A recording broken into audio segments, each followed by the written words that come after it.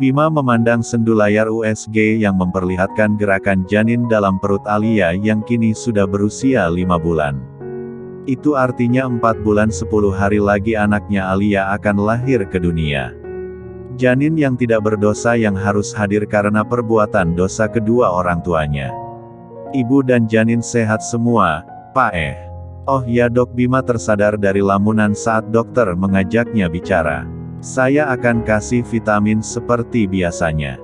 Dan tolong Bu Alia jangan kecapean ya Pak. Sejak awal memang kandungannya lemah. Tapi saya lihat semakin bertambah usianya, semakin kuat. Asal jangan kecapean saja ya Bu Alia.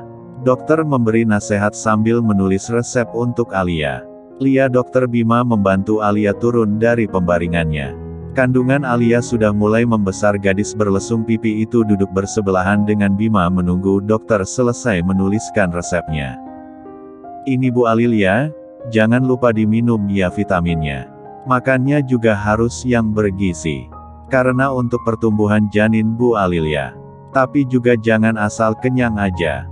Iya dok, terima kasih Pak Bima, ini suami siaga sekali ya. Iya dok. Saya akan berusaha untuk menjaga istri saya dengan sebaik mungkin, ucapan Bima membuat Alia kagum. Seharusnya yang mengucapkan itu adalah Devano. Terenyuh hati Alia melihat sahabatnya begitu sayang padanya. Meski ia tahu, Bima tidak bisa mencintainya. Mau makan apa, Al? Tanya Bima saat mereka berdua kini berada di dalam mobil. Tadi sebelum berangkat Arman menyuruh Bima untuk memakai mobil. Selain karena malam, juga agar lebih aman untuk Alia. Tadi di rumah kan udah makan, Bim. Siapa tahu kamu ingin makan sesuatu lagi. Aku mau makan es krim kesukaanmu. Yup, oke kita ke minimarket 24 jam ya. Alia tersenyum. Bima selalu tahu apa yang dia inginkan, dan apa yang dia suka. Alia masih saja merasa kasihan pada sahabatnya yang rela berkorban untuknya. Yuk turun, tak terasa di tengah lamunannya, ternyata mobil sudah sampai di parkiran minimarket 24 jam. Bima mengajak Alia turun lalu menggandengnya. Aku mau 3 ya Bim, ucap Alia saat mereka berdua bergandengan tangan masuk ke minimarket. Lia, 10 juga boleh kalau kamu kuat sih. Hehehe. Bima dan Alia langsung menuju ke freezer tempat es krim itu dijual. Setelah mendapat krim yang diinginkan Alia, mereka berdua menuju ke kasir. Di sana antrian ada 3 orang. Salah satunya adalah gadis berhijab yang sangat Bima kenal. Sivana. Gadis itu menoleh, melihat Bima yang sedang bergandengan dengan Alia. Bima? Alia langsung melepaskan tangannya dari tangan Bima saat Sivana melihatnya dengan tatapan sedih. Sivana buru-buru pergi setelah menyapa Bima dan Alia. Sivana sepertinya cemburu. Bim, sudah jangan mikir yang bukan-bukan. Bima segera ke meja kasir untuk membayar es krim. Pikirannya masih melayang pada sikap acuh yang ditunjukkan Sivana padanya. Aku melihat ada cemburu di matanya Bim. Kamu sok tahu, iya. Percaya deh sama aku. Dia itu cinta sama kamu. Kalau dia cinta sama aku, mau ngapain? Aku sudah jadi suamimu, Al. Kamu mau dimadu? Enggak matu. Tapi aku akan mengembalikanmu pada wanita yang semestinya mencintai dan dicintai olehmu Al. Sekarang kamu adalah istriku. Dan aku akan belajar mencintaimu. Menikah itu bukan untuk main-main. Aku serius menjalani pernikahan ini, meskipun kamu sakit karena tak lagi bisa memiliki Sivana. Sudah ayo pulang. Bima membuka pintu mobil dan mengajak Alia masuk ke dalam. Hatimu cuma milik Sivana. Sejak pertama kali melihatnya, Bim. Aku ingin kamu bahagia bersama orang yang kamu cintai. Tinggal tunggu waktunya saja Bim. Gak usah ngaco, Al. Sampai kapanpun kita adalah sahabat. Kamu menyayangiku hanya sebatas sahabat. Begitupun denganku. Aku tidak mau bermain-main dengan pernikahan. Sudahlah, aku tidak mau membahas ini lagi. Al, kamu jangan membuatku bimbang dengan keputusanku. Bima terus mengendarai mobilnya. Hingga beberapa menit kemudian mereka telah sampai di pelataran rumah Alia. Setelah membuka pintu untuk Alia, Bima berjalan mendahului istrinya tanpa sepatah kata pun. Alia merasa bersalah. Mungkin ucapannya sudah menyinggung perasaan Bima. "Bim, kamu marah sama aku." Bima kini sedang merebahkan tubuhnya di tempat tidur yang sama dengan Alia. Sudah 1 minggu ini Bima tidur bersama dalam satu ranjang. Tapi tetap saja perasaan Bima belum bisa seutuhnya untuk Alia. "Enggak, aku cuma capek aja Al." Bima memunggungi Alia.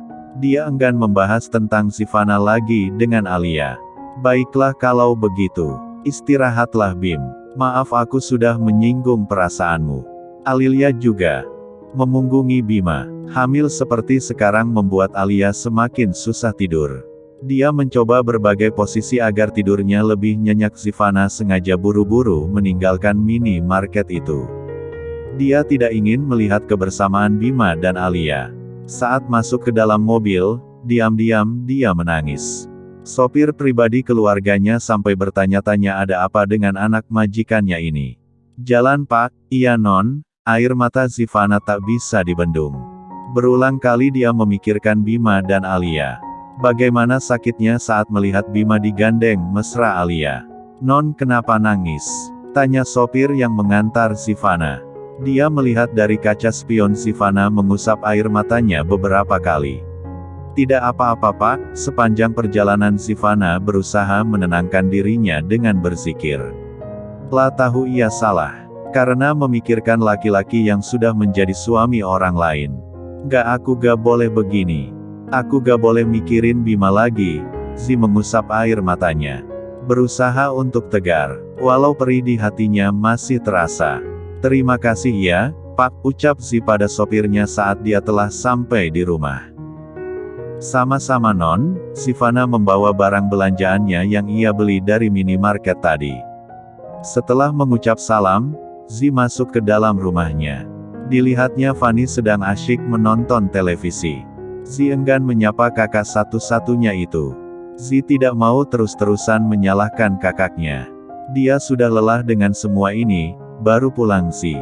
tanya Vano sambil mengunyah cemilan yang ada di depannya.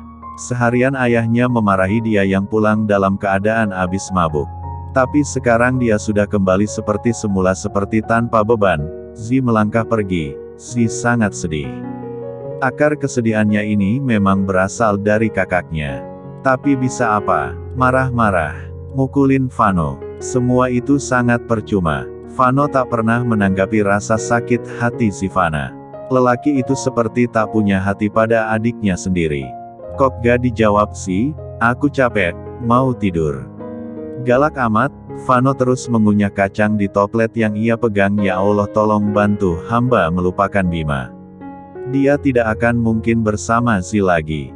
Hamba mohon ya Rab." Sivana bersandar di balik pintu kamarnya, air matanya mengalir deras. Bima adalah cinta pertamanya. Lelaki solih yang ia kenal lewat kegiatan Mahapala. Sifat Bima yang dewasa dan pintar membuat Sivana jatuh cinta. Tapi sayang kini cintanya sudah tak mungkin diharapkan lagi. Karena Bima sudah dimiliki orang lain dalam perjanjian suci, yaitu pernikahan.